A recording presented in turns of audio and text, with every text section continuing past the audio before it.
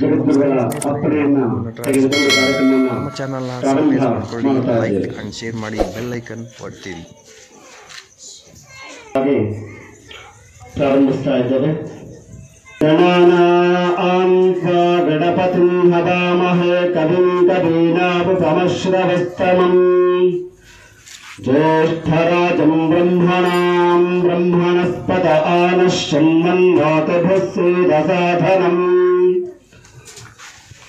ದೇವೀಂ ವಾಚಮಜಮಜಂತ ದೇವಾಸ್ತಾಂ ವಿಶ್ವರೂಪಾಃ ಪಶವೋ ವದಂತಿ ಶಮೋರ್ಜಂ ದುಹಾನಾಥೋ ನಿರ್ವಾಗಸ್ಮಾದ್ವಸುಷ್ಠುತೈತೋ ಮುಖೋ ವಿಶ್ವತೋ ಬಾಹುರುತ ವಿಶ್ವತಸ್ಪಾದೇವಗೇಕಾಃ ಮಾಕ್ಷಭೂಯಜತ್ರಾಃ ಸ್ಥಿರೈರಂಗೈಸ್ತುष्टवां ತ್ವಸ್ತಮಾभर्वशेम देवहितं यदादोहितुः.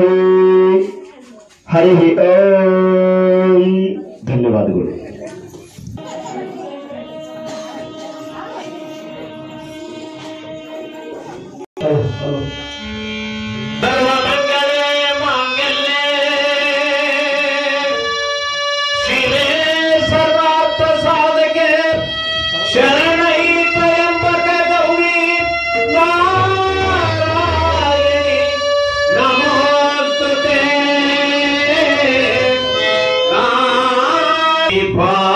ಭಾವಶುದ್ಧದಲ್ಲಿ ಪಾವನ ಮೂರ್ತಿ ಶಂಕರಿಯ ದೇವಿಯ ನೆರೆಗಿರಿ. ಭಾವಶುದ್ಧದಲ್ಲಿ ಪಾವನ ಮೂರ್ತಿ ಶಂಕರಿಯ ಅವತಾರಗಳು ಪರಗಳು ಬೆರೆತ ಅವತಾರಗಳು ಪರಗಳು ಬೆರೆತ ಪಾವನ ಮೂರ್ತಿ.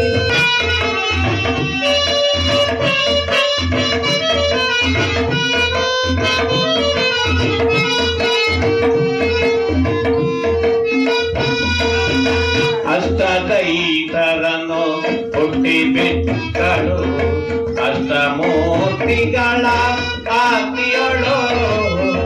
ಅಷ್ಟದೈತರನ್ನು ಹುಟ್ಟಿ ಬಿಟ್ಟಳು ಅಷ್ಟಮೂರ್ತಿಗಳ ಕಾಂತಿಯಳು.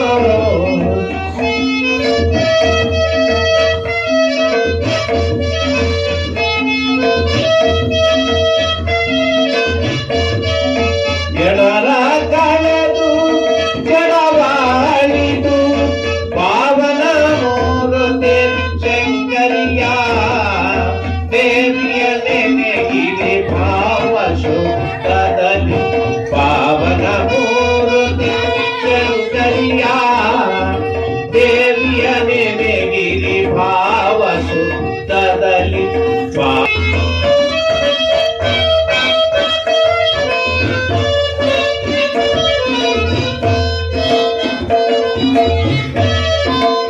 ಮಂಥನ ಮಾಡಿದ ಶಂಭೋ ಶಂಕರನ ರಾಣಿಯೊಳು ಶಿಂಭನಿ ಶುಂಭರ ಮಂಥನ ಕಳೆದು ಜಡವ ಕಳೆದು ಎಡರ ಶಂಕರಿಯ ಅವತಾರದೊಳು ಅರನೊಳು ಬೆರೆತ ಅವತಾರದೊಳು ಅರನೊಳು ಬೆರೆತ ಪಾವನ ಚರಿತ ಪಾರ್ವತಿಯ ದೇವಿಯ ನೆನೆಗಿರಿ. ಭಾವಶುದ್ಧದಲ್ಲಿ ಪಾವನ ಮೂರ್ತಿ ಶಂಕರಿಯ ಪಾವನ ಮೂರ್ತಿ ಶಂಕರಿಯ ಪಾವನ ಮೂರ್ತಿ ಶಂಕರಿಯ. 18 ಜಗದ್ಗುರು ಸಿದ್ಧಲಿಂಗ ರಾಜದೇಶಿ ಶಿವಾಚಾರ್ಯ ಮಹಾಸ್ವಾಮಿಗಳವರು ನಮ್ಮ ಒಂದು ಕಾರ್ಯಕ್ರಮದಲ್ಲಿ ದಿವ್ಯ ಸಾನ್ನಿಧ್ಯವನ್ನು ವಹಿಸಿಕೊಂಡಿದ್ದಾರೆ. ಇದು ನಮ್ಮ ಟ್ರಸ್ಟ್ ಕಮಿಟಿಯ ಬಹಳ ದಿನದ ಒಂದು ಕನಸಾಗಿತ್ತು.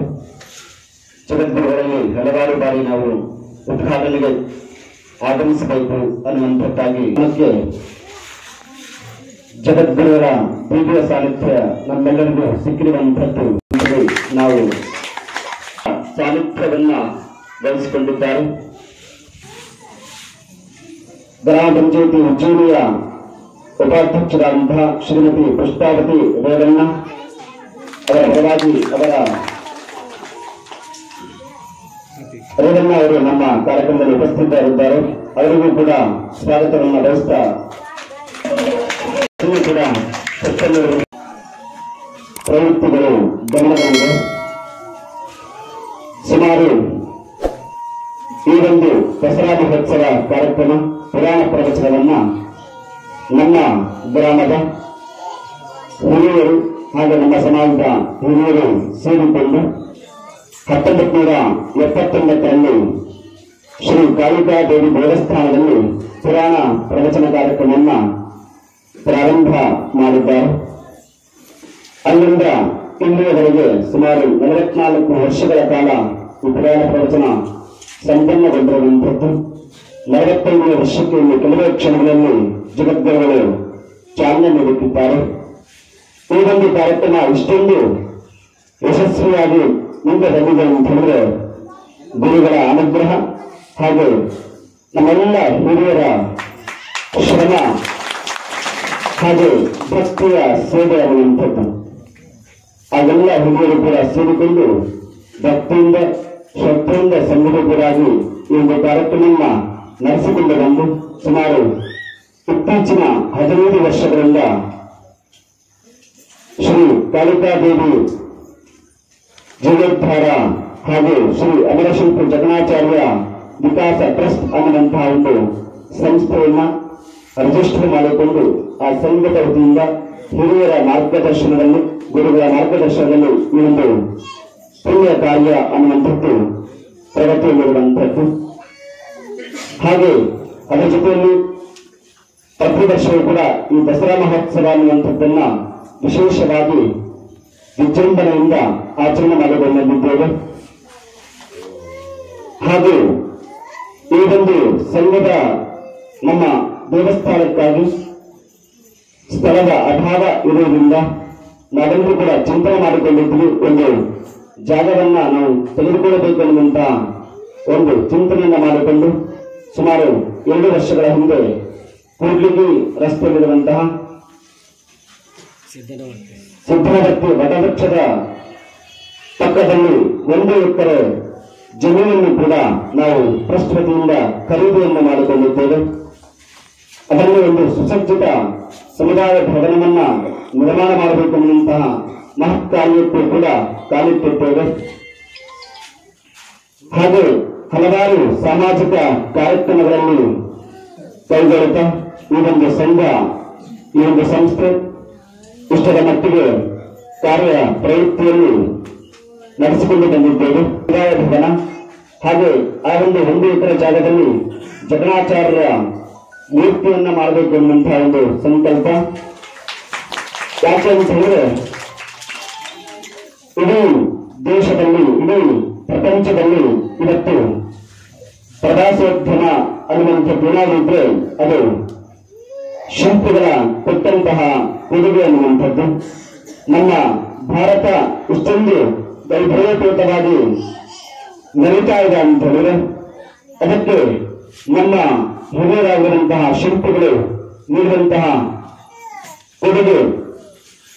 ಆ ಒಂದು ಶಿಲ್ಪಿಗಳಿಗೆ ಗೌರವಿಸಬೇಕು ಅಂತಂದ್ರೆ ಇತಿಹಾಸ ಅಂತ ಹೇಳಿ ಹೇಳ್ತಿರ್ತೇವೆ. ಎಲ್ಲವೂ ಕೂಡ ಅವರ ಕುರುಹುಗಳಿಲ್ಲ ಅಂತ ಹೇಳಿ ಜಗದ್ಗುರುಗಳಿಗೆ ಆ ಒಂದು ಅನುಗ್ರಹದೊಂದಿಗೆ ಜಗನ್ನಾಚಾರ್ಯರ ಮೂರ್ತಿಯನ್ನ ಇವತ್ತಿಗೂ ಕೂಡ ನಾವು ಪೂಜೆ ಮಾಡಿಸಿಕೊಂಡು ಬರ್ತಾ ಇದ್ದೇವೆ. ಹಾಗಾಗಿ ಆ ಒಂದು ನೆನಪಿಗೋಸ್ಕರವಾಗಿ ಅವರ ಒಂದು ಅಧ್ಯಯನ ಪೀಠದಲ್ಲಿ ಕೂಡ ಮಾಡಬೇಕೆನ್ನುವಂತಹ ಒಂದು ಉದ್ದೇಶವನ್ನು ಕಾರ್ಯಕ್ರಮಗಳನ್ನ ಅದರ ಮುಖಾಂತರವಾಗಿ ಶ್ರೀ ಕಾಳಿಕಾದೇವಿ ದೇವಸ್ಥಾನಕ್ಕೆ ಶೋಭಾಯಾತ್ರೆ ಮುಖಾಂತರವಾಗಿ ತೆಗೆದುಕೊಂಡು ಬಂದು ಪರಮಪೂಜ್ಯ ಜಗದ್ಗುರು ಉಜ್ಜಯಿನಿ ಸಪ್ತಮ ಸಿಂಹಾಸನಾಧೀಶ್ವರ ಶ್ರೀ ಶ್ರೀ ಶ್ರೀ ಸಾವಿರಂತ ಜಗದ್ಗುರು ಸಿದ್ಧಲಿಂಗ ರಾಜಕೋಶ ಕೇಂದ್ರ ಶಿವಾಚಾರ್ಯ ಮಹಾಸ್ವಾಮಿಗಳವರು ತಮ್ಮ ಅಮೃತ ಹಸ್ತಗಳಿಂದ ದೀಪವನ್ನು ಬೆಳೆಸುವ ಮುಖಾಂತರವಾಗಿ ಕಾರ್ಯಕ್ರಮಕ್ಕೆ ಚಾಲನೆ ನೀಡಬೇಕಾಗಿ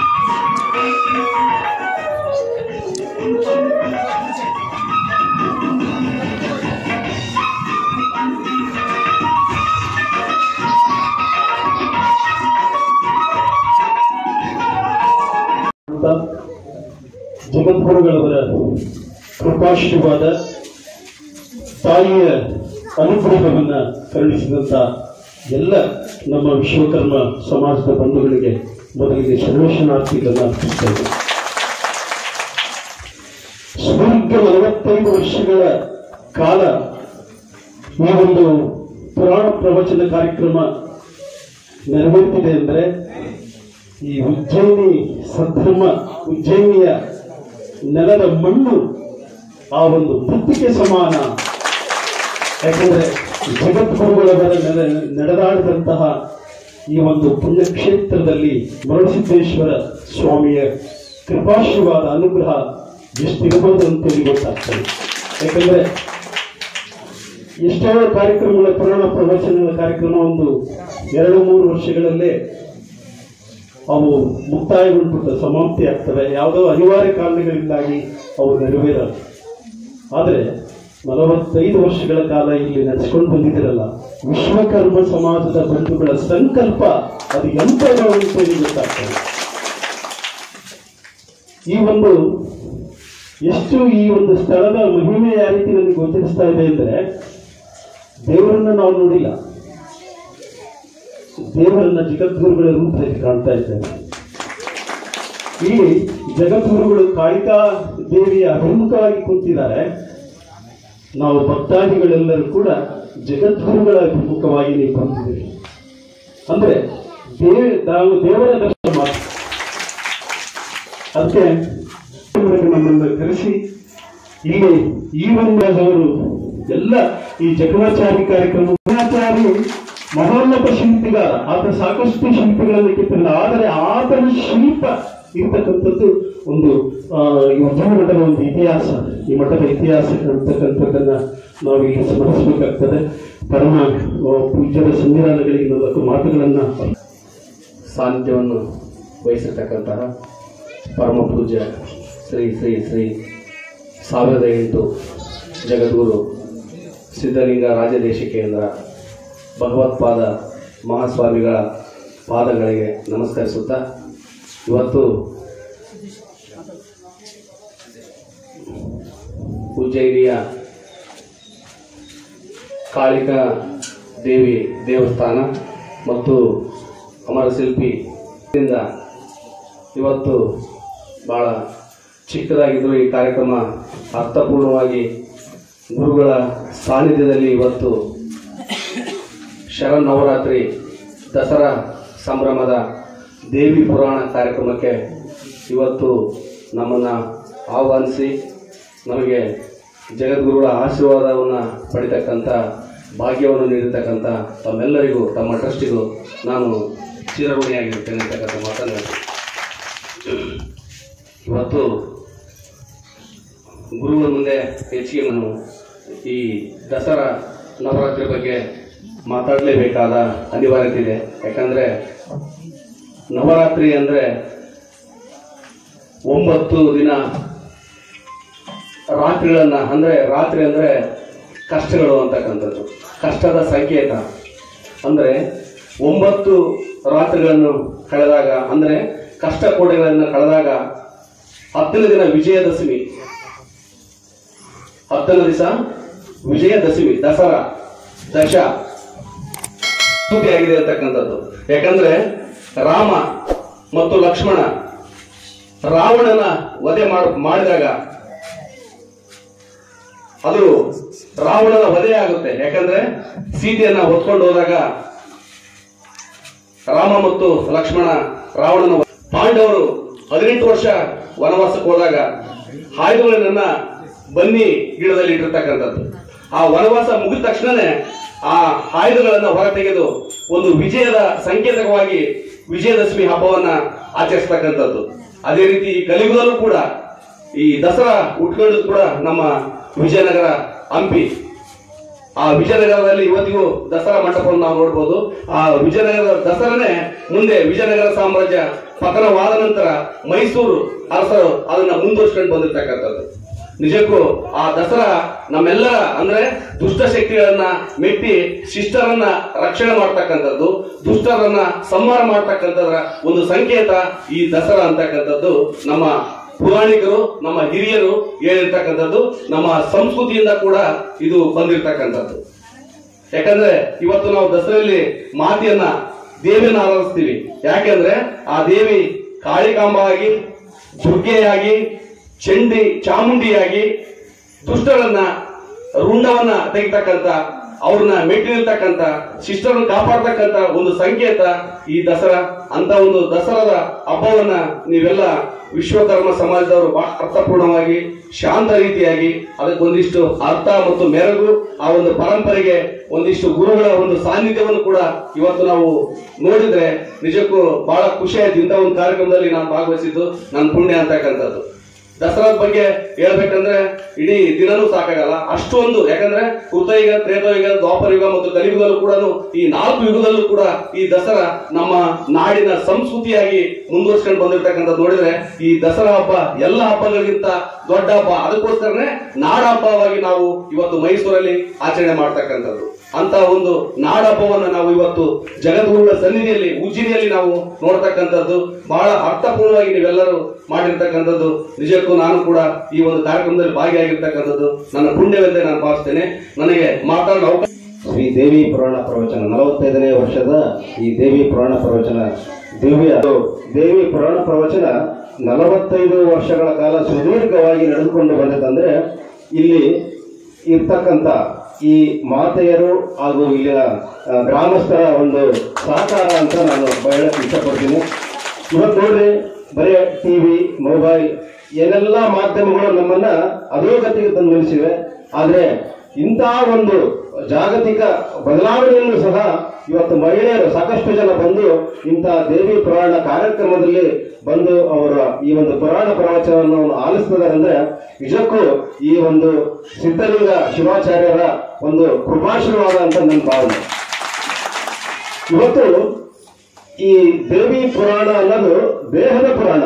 ಇವತ್ತು ನಾವೇನು ನಮ್ಮಲ್ಲಿರ್ತಕ್ಕಂಥ ಅಷ್ಟ ಈ ಮದಗಳ ಅಂತಿವಲ್ಲ, ಆಸೆ ಲಾಲಸೆಗಳು ಇವತ್ತು ನಮ್ಮಲ್ಲಿ ತುಂಬಿ ತುಳುಕ್ತಾ ಇದೆ. ಅಂತವನ್ನ ಮರ್ದನ ಮಾಡ್ತಕ್ಕಂಥ ಈ ಹಬ್ಬ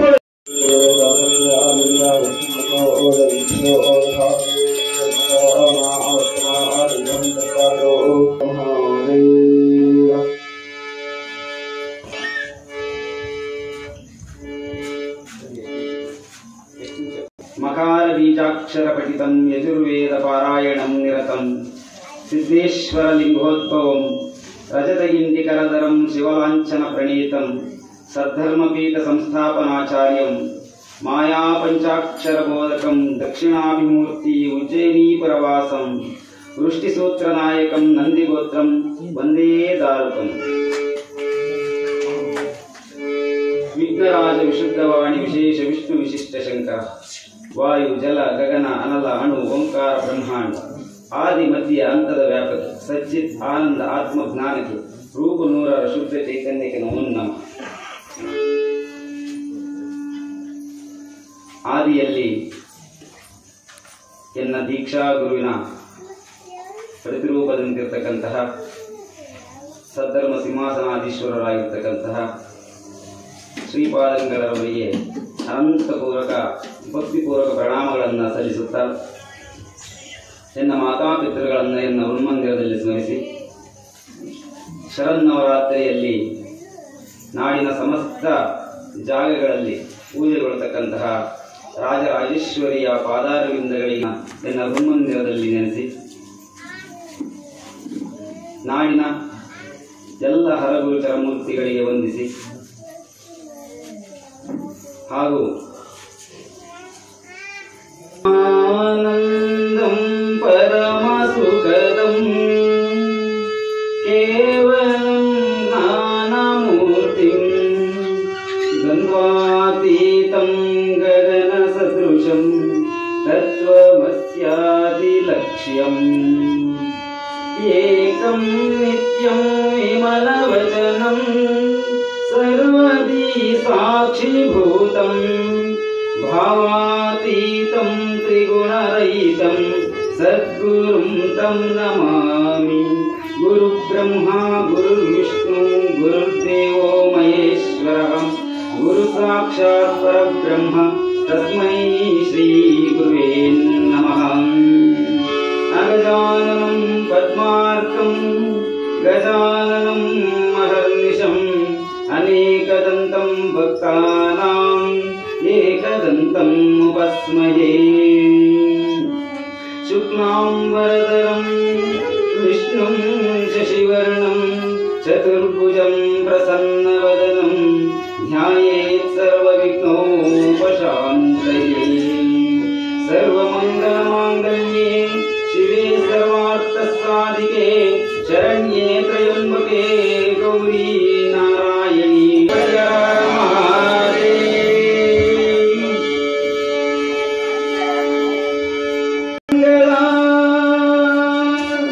ಪರಮ ಪರತರ ಪರಮ ಮಂಗಳ ಪರಮ ಪೂರ್ಣ ಜ್ಯೋತಿ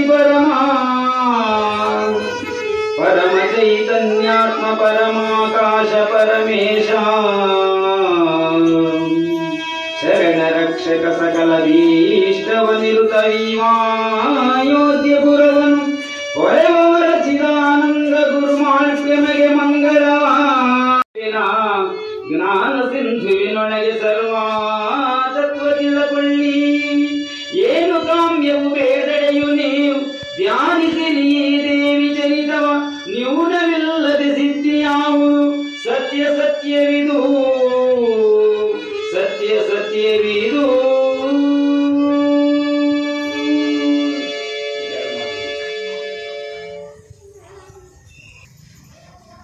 ಮತ್ತೊಮ್ಮೆ ನೆರೆದಿರ್ತಕ್ಕಂಥವರೆಲ್ಲರಿಗೂ ಕೂಡ ವಂದಿಸುತ್ತಾ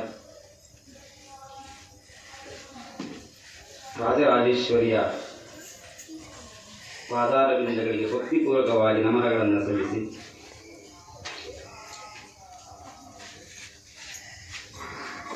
ಈ 44 ವರ್ಷದ ಕೆಳಗೆ ಅಂದರೆ ಏನು ಮೊದಲಿಗೆ ಪ್ರಾರಂಭದಲ್ಲಿ ಹುಟ್ಟಿದ್ರು 44 ವರ್ಷಗಳಿಂದ ಈ ವೇದಿಕೆಯ ಒಳಗೆ ಹಲವಾರು ರೀತಿಯಾಗಿರ್ತಕ್ಕಂತಹ ಗಾಯಕರು ಪ್ರವಚನಕಾರರು ಬಂದು ಹಚ್ಚಿರ್ತಕ್ಕಂಥ ದೀಪಕ್ಕೆ ತಮ್ಮ ಕೈಲಾದಷ್ಟು ಪ್ರವಚನ ಸೇವೆಯನ್ನ ಗಾಯನ ಸೇವೆಯನ್ನ ತೈಲದೋಪಾದಿಯಲ್ಲಿ ಏರಿತಾ ಬಂದಿದ್ದಕ್ಕಾಗಿ ಇವತ್ತು 44 ವರ್ಷದ ದಿವ್ಯ ಜ್ಯೋತಿಯಾಗಿ ಬೆಳಗಿ ನಿಂತಿದ್ದೇವೆ.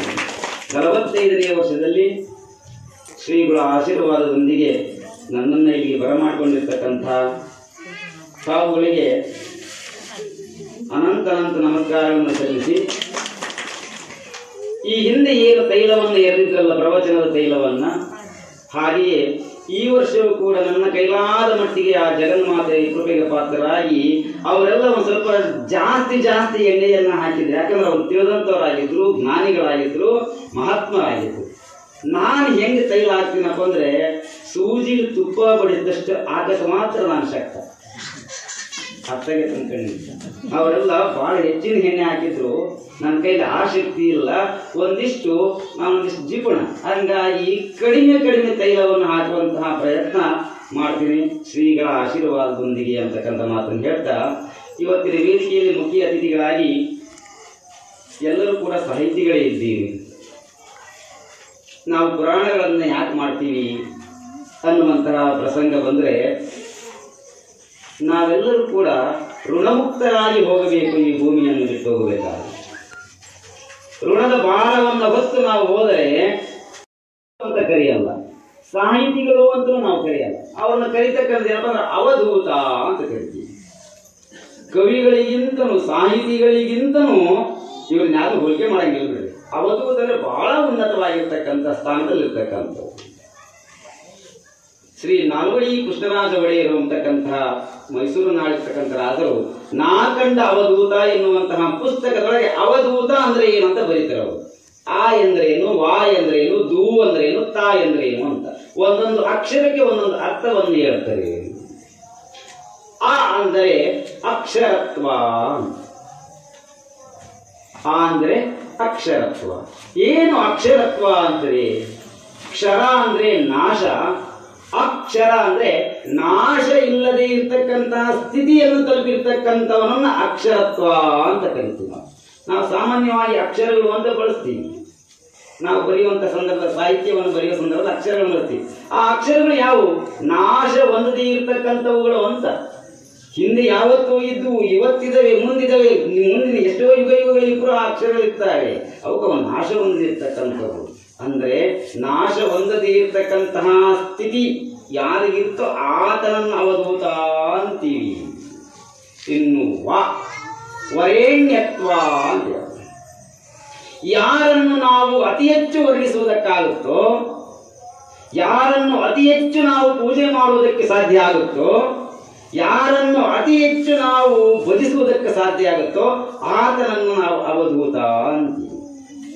ನಾವು ವೇದಿಕೆ ಮೇಲೆ ವೇದಿಕಾ ಸಭಾ ಮರ್ಯಾದೆಗೆ ಅಂತ ಹೇಳ್ಬಿಟ್ಟು ಒಂದೆರಡು ಮಾತುಗಳನ್ನು ನಾವು ಮೆಚ್ಚುಗೆ ಮಾತನಾಡ್ತೀವಿ, ಅದು ಆ ಕ್ಷಣಿಕವಾಗಿರ್ತಕ್ಕಂಥದ್ದು. ಆದರೆ ನಿರಂತರವಾಗಿಯೂ ಕೂಡ ವರ್ಣಿಸುವುದಕ್ಕೆ ಪೂಜನೀಯಕ್ಕೆ ಅರ್ಹತೆಯನ್ನು ಹೊಂದಿರ್ತಕ್ಕಂಥವ್ರು ಯಾರೋ ಅವಧೂತ, ಅದು ವಾ ಅಂತಕ್ಕಂಥ ಅಕ್ಷರ.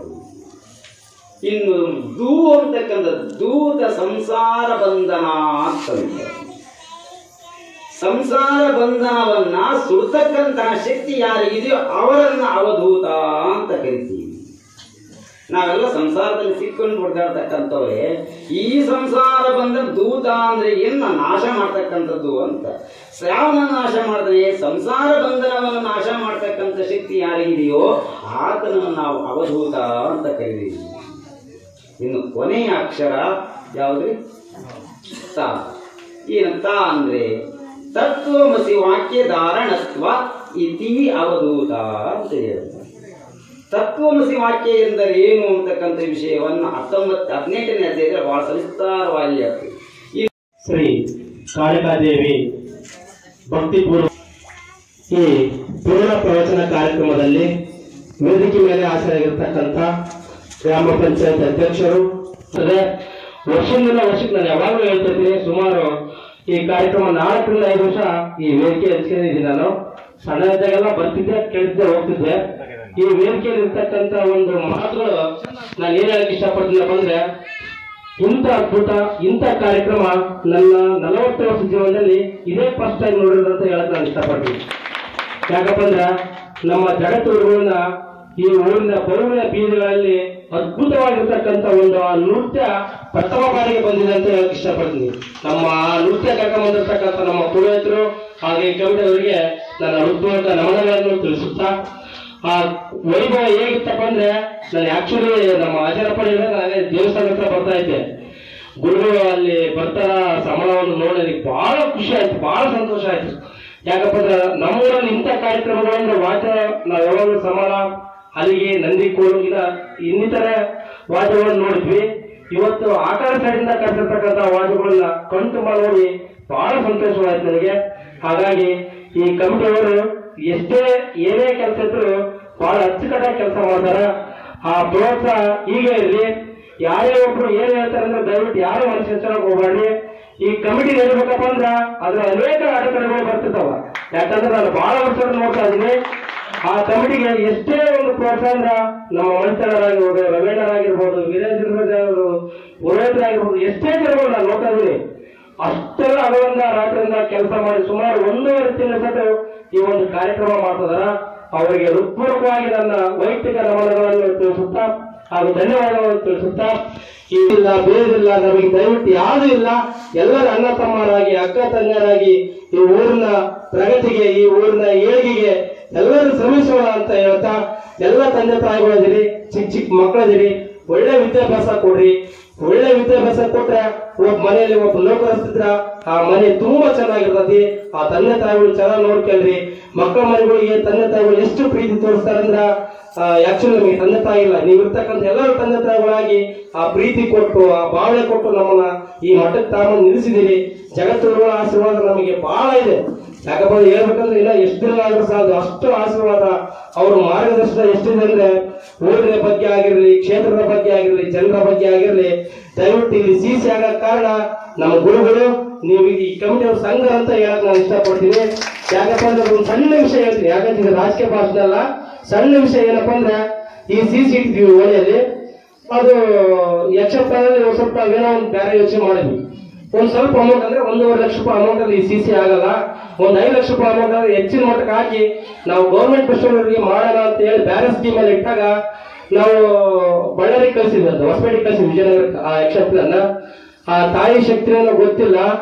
ಆ 5 ಲಕ್ಷದ ಯಕ್ಷಪ್ರಾಣ ಕ್ಯಾನ್ಸಲ್ ಆಗ್ಬಿಡುತ್ತೆ ನಮಗೆ. ಅದು ನಾವು ಮುಂಚೆ ನಡೀತೀವಲ್ಲ ಅದೇ ಯಕ್ಷಪ್ರಾಣ ಉಳ್ಕೊಂಡ್ಬಿಡ್ತದೆ ನಮ್ಗೆ. ಯಾಕಂದ್ರೆ ಒಂದ್ಸರಿ ಇಟ್ಟದ ಹೆಸರು ಚೇಂಜ್ ಮಾಡಿದ್ರಲ್ಲ ಅನ್ನೋ ಉದ್ದೇಶ ಏನೋ ಗೊತ್ತಿಲ್ಲ, ಅದು ಉಳ್ಕೊಂಡ್ಬಿಡ್ತು. ಅವಾಗ ಅದೇ ಟೈಮ್ಗೆ ನಮ್ಮ ಮೈಸೂರಿನವರು ರವೀಣರು ಕಂಪ್ನಿಯರೆಲ್ಲ ಫೋನ್ ಮಾಡಿ ದಸರಿ ಬಂತಪ್ಪ, ನಮಗೆ ಏನ್ ಮಾಡಿದೆ ಗೊತ್ತಿಲ್ಲ, ನಮಗೆ ಮಾಡಲೇಬೇಕು ಅಂತಂದ್ರು. ಅವಾಗ ಆಕ್ಚುಲಿ ಇದು ಯಾರಿಗೆ ಹೋಗ್ಬೇಕಪ್ಪ ಅಂದ್ರೆ 4ನೇ ವಾರ್ಡಲ್ಲಿ ಮಳ್ಳಕ್ಕ ಅಂತ ಉಪಾಧ್ಯಕ್ಷರಲ್ಲ, ಅವರಿಗೆ ಈ ಸಂತತಿ ಸಿಸಿ ರೋಡಿನ ಒಂದು ಕೆಲಸ ಅಂತ ಹೇಳಕ್ ನಾನು ಇಷ್ಟಪಡ್ತೀನಿ. ಆ MS ಹತ್ರ ನಮಗೆ ಬಹಳ ಸಹಕಾರ ಕೊಟ್ಟು, ಇಲ್ಲಣ್ಣ ನೀನ್ ಏನ್ ಮಾಡ್ತೇವೆ ಗೊತ್ತಿಲ್ಲ, ನನಗೆ ಅಲ್ಲಿ ನಾನು ಮಾತು ಕೊಟ್ಟಿದ್ದೀನಿ, ಆ ಓಣಿಯಲ್ಲಿ ಸಿಸಿ ಮಾಡಿಸಬೇಕಂದಾಗ ಆ ತರ ಗುರುಗಳು ಅಪ್ಪಣೆ ಕೂಡ ಇತ್ತು. ಆ ಓಣಿಯಲ್ಲಿ ಊರಲ್ಲಿ ಎಲ್ಲೇ ಒಂದು ಗುಂಡುಗಳು ಬಿದ್ದರೂ ಸಹಿತ ಗುರುಗಳು ಅಷ್ಟು ಜವಾಬ್ದಾರಿ ತಗೊಂಡು ನಮಗೆ ಮಾರ್ಗದರ್ಶನ ಕೊಟ್ಟಾರ. ಅಂತರ ಮಾರ್ಗದರ್ಶನ, ನಿಮ್ಮೆಲ್ಲರ ಮಾರ್ಗದರ್ಶನ, ತಂದೆ ತಾಯಿಯರ ಮಾರ್ಗದರ್ಶನ, ಇವೆಲ್ಲರ ಊರಿನ ಗ್ರಾಮದ ಮಾರ್ಗದರ್ಶನದಿಂದ ಈ ಊರಿನ ಹೆಚ್ಚಿನ ಮಟ್ಟಿಗೆ ಅಭಿವೃದ್ಧಿ ಕಡೆಗೆ ಹೋಗ್ತಾ ನಾವು ಕೆಲಸ ಮಾಡೋಣ. ಗುರುಗಳು ಹೇಳ್ತಿರ್ತಾರೆ ಯಾವಾಗಲೂ ಭಾಷಣದಲ್ಲಿ, ಎಲ್ಲರೂ ಒಗ್ಗಟ್ಟಾಗಿದ್ರೆ ಎಲ್ಲ MP ಬರ್ತಾರೆ, MLA ಬರ್ತಾರೆ, ಮಿನಿಸ್ಟರ್ ಬರ್ತಾರೆ ಅಂತ ಹೇಳಿ ಅವ್ರನ್ನೆಲ್ಲರೂ ಕರೆಸಿ ಮುಂದೆ ರೋಡ್ಗಳಾಗ್ಲಿ, ಇನ್ನೊಂದಾಗ್ಲಿ, ಮತ್ತೊಂದಾಗ್ಲಿ ಸಾಕಷ್ಟು ಈ ಊರಲ್ಲಿ ಕೆಲಸಗಳವ. ಎಲ್ಲರೂ ಸಹಕಾರ ಮಾಡಂದ್ರಿ. ನಿಮ್ಗೇನು ನಿಮ್ಗೆ ಇಂಟ್ರೆಸ್ಟ್ ಇದೆಯೋ ನಮ್ಮ ಕೈಲ ಸಹಾಯ ನಾವು ಮಾಡ್ತೀವಿ ಅಂತ ಹೇಳ್ತಾ ನನಗೆ ಮಾತಾಡೋಕೆ ಅವಕಾಶ ಮಾಡಿಕೊಟ್ರೆ ನಾವೆಲ್ಲರೂ ಕೂಡ ಕಾದುಕೊಳ್ಳುತ್ತಿರುವಂತಹದ್ದು ಗುರುಗಳ ಆಶೀರ್ವಾದದ ಮಾತುಗಳನ್ನ ಕೇಳಲಿಕ್ಕೋಸ್ಕರವಾಗಿ. ದೇವಿಯ ಪುರಾಣ ಎಷ್ಟು ಮಹತ್ವವನ್ನ ಕೊಡ್ತದೋ ಅದೇ ರೀತಿಯಾಗಿ ಗುರುಗಳ ಆಶೀರ್ವಾದದ ಮಾತುಗಳು ಕೂಡ ಅಷ್ಟೇ ಮಹತ್ವದ್ದಾಗಿರ್ತದೆ. ಈ ಒಂದು 45ನೇ ವರ್ಷದ 45ನೇ ವರ್ಷದ ಪುರಾಣ ಪ್ರವಚನ ಕಾರ್ಯಕ್ರಮಕ್ಕೆ ದೀಪವನ್ನು ಬೆಳಗಿಸಿದ ಮುಖಾಂತರವಾಗಿ ಚಾಲನೆ ನೀಡಿ ನಮ್ಮ ಭಿನ್ನಹಕ್ಕೆ ಗುರುಗಳು ಸಂತೋಷದಿಂದ ನಮ್ಮ ಈ ಒಂದು ಕಾರ್ಯಕ್ರಮಕ್ಕೆ, ನಮ್ಮ ಈ ಒಂದು ಚಿಕ್ಕ ಕಾರ್ಯಕ್ರಮಕ್ಕೆ ಆಗಮಿಸಿ ಸಾಹಿತ್ಯವನ್ನು ವಹಿಸಿ ತಮ್ಮ ಆಶೀರ್ವಾದದ ಮಾತುಗಳನ್ನು ಈ ಒಂದು ವೇದಿಕೆಯಲ್ಲಿ ನಮ್ಮೆಲ್ಲರನ್ನು ಕೂಡ ಆಶೀರ್ವದಿಸುತ್ತಿದ್ದಾರೆ. ಅದಕ್ಕೂ ಮುಂಚಿತವಾಗಿ ಕ್ಷಮೆಯನ್ನು ಯಾಚಿಸ್ತಾ ನಮ್ಮ ಟ್ರಸ್ಟಿಯ ಅಧ್ಯಕ್ಷರಾದಂತಹ ಶ್ರೀಯುತ ಮಲ್ಸಿದ್ದಾಚಾರ್ಯ ಅವರು ವಿಶ್ವಕರ್ಮ ಪರಬ್ರಹ್ಮನ ಪಾದಾರವಿಂದಗಳ ಪಣಮಟ್ಟು ನಮ್ಮ ನಿಮ್ಮೆಲ್ಲರ ಆರಾಧ್ಯ ದೈವ ಸ್ವರೂಪಿಗಳಾಗಿರ್ತಕ್ಕಂಥ ಪರಮ ಪೂಜ್ಯರ ಪಾದಾರವಿಂದಗಳ ಪಣಮಟ್ಟು ಈ ಒಂದು ವೇದಿಕೆ ಮೇಲೆ ಆಸೀನರಾಗಿರ್ತಕ್ಕಂಥ ಎಲ್ಲ ಗಣ್ಯಮಾನ್ಯರಿಗೂ ಹಾಗೂ ನಮ್ಮ ಪ್ರವಚನಕಾರರಿಗೂ ವೇದಿಕೆಯ ಮುಂಭಾಗದಲ್ಲಿರ್ತಕ್ಕಂಥ ಎಲ್ಲ ಆ ತಾಯಿಯ ಸದ್ಭಕ್ತರಿಗೂ ಒಂದು ಸಮಾಜಕ್ಕೆ ಸೀಮಿತವಾಗಿರ್ತಕ್ಕಂಥ ಒಂದು ಕಾರ್ಯಕ್ರಮ ಅಲ್ಲ ಇದು. ಇದು ನಮ್ಮ ದೇಹದ ಪುರಾಣ. ನಮ್ಮಲ್ಲಿರ್ತಕ್ಕಂಥ ಯಾವ ಶುಂಭ ನಿಶುಂಭರನ್ನು ಓಡಿಸಿದಾಗ ಮಾತ್ರ ನಾವು ಈ ಒಂದು ಕಾರ್ಯಕ್ರಮವನ್ನು ನಮ್ಮ ಜೀವನದಲ್ಲಿ ಅಳವಡಿಸಿಕೊಂಡಾಗ ನಾವು ಹೆಚ್ಚಿನ ರೀತಿಯಾಗಿ ಮುಂದುವರಿಯಕ್ಕೆ ಸಾಧ್ಯ ಆಗತ್ತೆ ಅಂತೇಳಿ ನನ್ನ ಒಂದು ವೈಯಕ್ತಿಕವಾಗಿರ್ತಕ್ಕಂಥ ಅನುಭವವನ್ನು ನಾನು ನಮ್ಮ ತಮ್ಮಲ್ಲಿ ತಿಳಿಸ್ತಾ ಇದ್ದೇನೆ. ನಾನು ಓದಿರೋದು 5ನೇ ಕ್ಲಾಸ್ ಅಷ್ಟೇ. ಆದರೆ ಇವತ್ತು ಇಲ್ಲಿ ವೇದಿಕೆ ಮೇಲೆ ನಿಂತ್ಕೊಂಡು ಮಾತಾಡ್ತಿದ್ದಪ್ಪ ಅಂತ ಹೇಳಿದ್ರೆ ಪರಮ ಪೂಜ್ಯರ ಆಶೀರ್ವಾದ ಮತ್ತು ತಾಯಿಯ ಕೃಪೆ ಅಂತ ನಾನು ಹೆಮ್ಮೆಯಿಂದ ಈ ಸಂದರ್ಭದಲ್ಲಿ ಹೇಳಕ್ಕೆ ಇಷ್ಟಪಡ್ತಾ ಇದ್ದೇನೆ. ನಾವು ಈ ಒಂದು ಸಂಘಟನೆಯಲ್ಲಿ ಹಲವಾರು ತೊಂದರೆಗಳನ್ನು ಕೂಡ ಅನುಭವಿಸಿದ್ದೇವೆ. ನಮ್ಮಲ್ಲಿ ಹಲವಾರು ನಾವು ಪಂಚ ಕಸುಬುಗಳನ್ನು ಮಾಡಿರ್ಬೋದು. ಬಡಿಗೆ, ಕಮ್ಮರ, ಅಕ್ಷಾಲಿಗೆ ಮತ್ತು ಪಂಚವೃತ್ತಿಯನ್ನು ಮಾಡುವಂತ ನಮ್ಮ ಎಲ್ಲ ಬಂಧುಗಳು ನಾವೆಲ್ಲರೂ ಒಂದೇ ನಾವು ನಮಗಿರೋ ತಾಯಿ ಒಬ್ಬಕ್ಕೆ ಕಾಳಿಕಾ ದೇವಿ, ಆಕೆಗೆ ನಾವೆಲ್ಲರೂ ಒಗ್ಗಟ್ಟಿನಿಂದಲೇ ನಮ್ಮ ಕೆಲಸ ಭೇದವನ್ನು ಮರೆತು ನಾವು ಮುಂದಿನ ದಿನಗಳಲ್ಲಿ ಇನ್ನೂ ಹೆಚ್ಚಿನ ಒಗ್ಗಟ್ಟಾಗಿ ಈ ಕಾರ್ಯಕ್ರಮ ನಡೆಸ್ಕೊಂಡು ಹೋಗೋಣ. ಈ ಗುರುಗಳು ದೇವಿ ಬಗ್ಗೆ ನಾನು ಮಾತಾಡಕ್ಕೆ ಹೋಗಲ್ಲ, ಯಾಕಪ್ಪ ಅಂತ ಹೇಳಿದ್ರೆ ದೇವಿ ಬಗ್ಗೆ ಗುರುಗಳು ಆಶೀರ್ವಾದದಲ್ಲಿ ಬಹಳ ಸವಿಸ್ತರವಾಗಿ ಅವ್ರು ಹೇಳ್ತಾರೆ. ಆದ್ದರಿಂದ ನಮ್ಮ ಸಂಘಟನೆ ಮುಂದಿನ ದಿನಗಳಲ್ಲಿ ಇನ್ನೂ ಹೆಚ್ಚಿನ ರೀತಿಯಾಗಿ ಗುರುಗಳ ಮಾರ್ಗದರ್ಶನದಲ್ಲಿ ನಡೆಸ್ಕೊಂಡು ಹೋಗೋಣ ಅಂತ ಈ ಸಂದರ್ಭದಲ್ಲಿ ಹೇಳಿ, ನಮಗೆ ಇಂದಿನ ದಿನಗಳಲ್ಲಿ ನಮಗೆ ಸಹಾಯ ಮಾಡಿರ್ತಕ್ಕಂಥ ಪೂಜಾ ರಚನಪ್ಪನವರು ಮೊದಲು ಮಾಡಿಕೊಂಡು ಎಲ್ಲರಿಗೂ ನಮ್ಮ ಶಿರಸಾಷ್ಟಾಂಗ ನಮಸ್ಕಾರಗಳನ್ನು ತಿಳಿಸ್ತಾ ಇದ್ದೇನೆ. ಯಾಕೆ ಅವರು ಮಾಡಿ ಹೋಗ್ಲಿದ್ರೆ ಇವತ್ತು ನಾವು ಈ ಕಾರ್ಯಕ್ರಮ ನಡೆಸ್ಕೊಂಡು ಹೋಗಕ್ಕಾಗ್ತಿರ್ಲಿಲ್ಲ. ಈಗಾಗಲೇ ನಮ್ಮ ಪ್ರವಚನಕಾರರು ಮತ್ತು ವೇದಿಕೆ ಮೇಲೆ ಇರೋರೆಲ್ಲರೂ ಅದ್ರ ಬಗ್ಗೆ ಸವಿಸ್ತರವಾಗಿ ಹೇಳಿದ್ದಾರೆ. ಮೊದಲು ನಾವು ಗುರುಗಳ ಆಶೀರ್ವಾದ ನಾವು ಕೇಳಬೇಕು, ಅದು ಪ್ರಾಮುಖ್ಯತೆ. ಅದಕ್ಕೋಸ್ಕರ ನಾನು ಎರಡು